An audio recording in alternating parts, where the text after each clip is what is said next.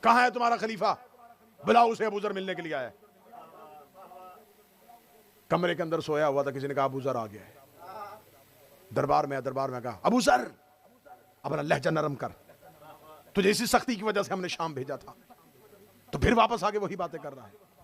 ابو ذر نے کہا میں تیرے دربار میں اتنے درباریوں کے سامنے آ کے گواہی دینے کے لیے آیا ہوں۔ اس نے کہا کس چیز کی گواہی؟ اس نے کہا لکھو دربار کے لوگوں، میں محمد کا صحابی ہوں، میں نبی کا صحابی ہوں، اس میں سے کسی کو کوئی عذر کہ اسے مجھے محمد کی صحبت میں نہیں دیکھا؟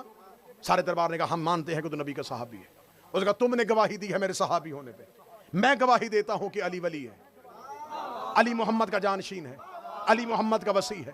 میں گواہی دیتا ہوں اس نے غدیر میں من کن تو مولا کہا تھا، میں گواہی دیتا ہوں اس نے کہا تانا مدینہ تو علم وعلی بابو، میں گواہی دیتا ہوں محمد نے کہا تانا دارالحکمہ وعلی بابو، میں گواہی دیتا ہوں رسول نے کہا یا علی انت اخی فی الدنیا والآخرہ۔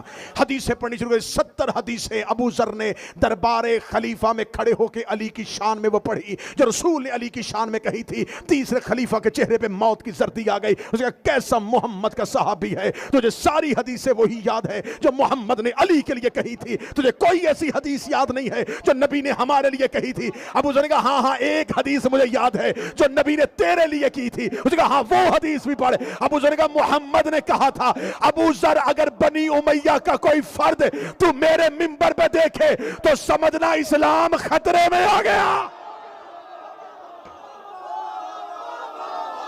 اگر تو بنی امیہ کا کوئی فرد میرے بعد میرے منبر پہ دیکھے تو سمجھ لینا اسلام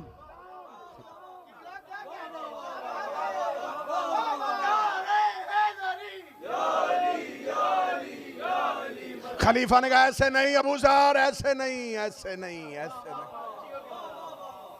اتنی بڑی حدیث کہہ دی تو نے میرے بارے میں، گواہ لے کے آ، تو گواہ نہیں دے گا میں تیرے اوپر حد جاری کروں گا۔ حاکم وقت کے اوپر تو نے اتنی بڑی تہمت لگا دی، حدیث پیغمبر ہے تو گواہ لے کے آ۔ ابو ذر نے دربار میں دیکھا، جن لوگوں نے حدیث سنی بھی تھی انہوں نے سر جھکا لیا۔ میں کسی مجلس میں بیان کروں گا کہ رسول کے بعد حدیث پیغمبر بیان کرنے میں کیسے پابندی لگی تھی، کس نے لگوائی تھی اور کیوں لگوائی تھی۔ حدیث پیغمبر کسی کے پاس تھی نہیں، حدیث بیان کرنے میں گورنمنٹ کی طرف سے بین تھا، پابندی تھی۔ اس نے کہا تیرے پاس کوئی گواہ ہے؟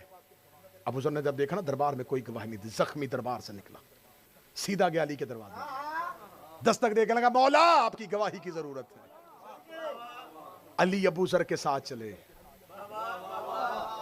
اب میں کیا کروں، سامنے کلاک پہ میری نظر ہے، ابو ذر کی گواہی کے لیے علی چلے۔ وہ علی ابو ذر کی گواہی کے لیے جا رہا ہے جو زمین پہ اللہ کا گواہ ہے۔